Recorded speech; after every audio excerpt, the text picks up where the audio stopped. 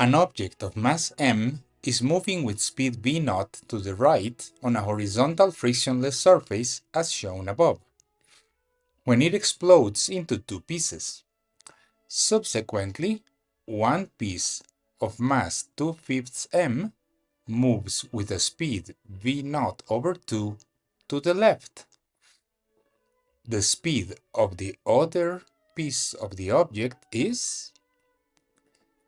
Sometimes we call this type of interaction an explosion. This is the case when the two interacting objects are moving together at first and then they separate.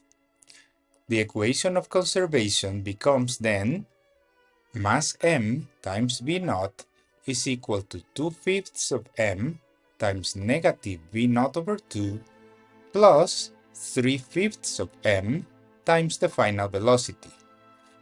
We can cancel mass m out of the equation. Then we have 3/5 of the final velocity is equal to 6/5 of v0.